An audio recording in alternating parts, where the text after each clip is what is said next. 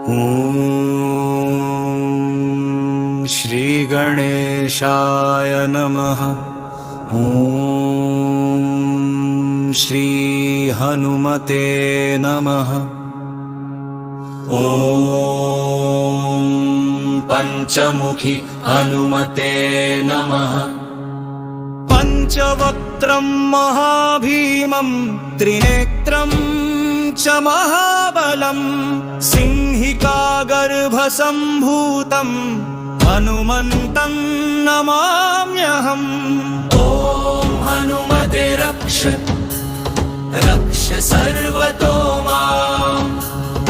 ॐ हनुमते रक्ष रक्ष सर्वतो माम्।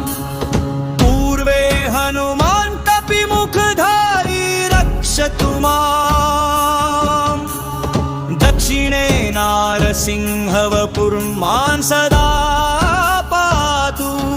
पश्चिमे गरुडरूपवान् रक्षतु। उत्तरदिशि वराहरूपः सदा रक्षतु माम्। ऊर्ध्वे हयग्रीवविग्रह पातु मे शिरः। अधस्तात् ब्रह्मास्त्ररूप पातु पादयुग्मं सदा मम। अष्टदिशि रक्षतु पञ्चवक्त्रः। स्वप्ने जाग्रति गच्छतः पश्यतः शयानम्। पुष्यन्तं हसन्तं चलन्तं सर्वदा रक्षतु हनुमान् महाबलः।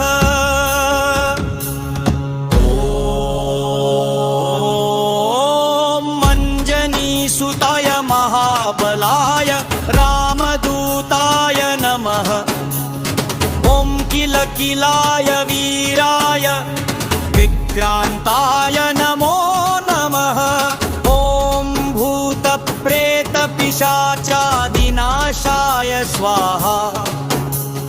ॐ सिद्धाराकृशानुवत्कवचं मे हनुमान् स्थापयतु। रामभक्ताय रामदूताय हनुमते नमः। सर्वशत्रुनिवारणाय कवचं पठेत। रक्षां कुरु महाबाहो त्राहि त्राहि नमोऽस्तु ते। ॐ हनुमते नमः। ॐ हनुमते नमः। ॐ अञ्जनीगर्भसम्भूतमारुतात्मजमुत्तमं श्रीरामप्रियं भक्तं वन्दे लङ्काभयङ्करम्।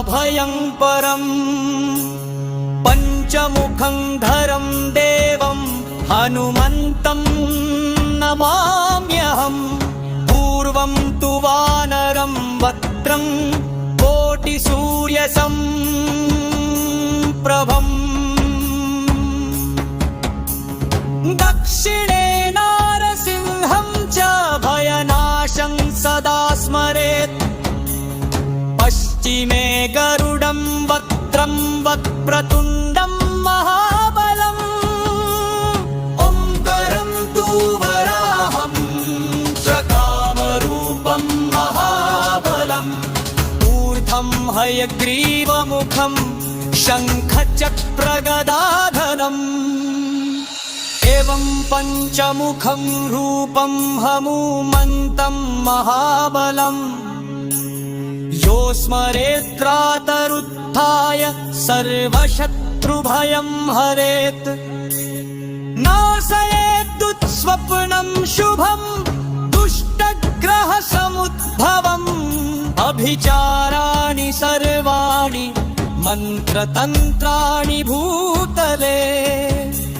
सापरार्थं न मुच्येत्तु पञ्चवक्त्रं हनुमतम्। यं यं चिन्तयते कामं तं तं प्राप्नोत्य संशयम्। श्रीराम जय राम जय जय राम। श्रीराम जय राम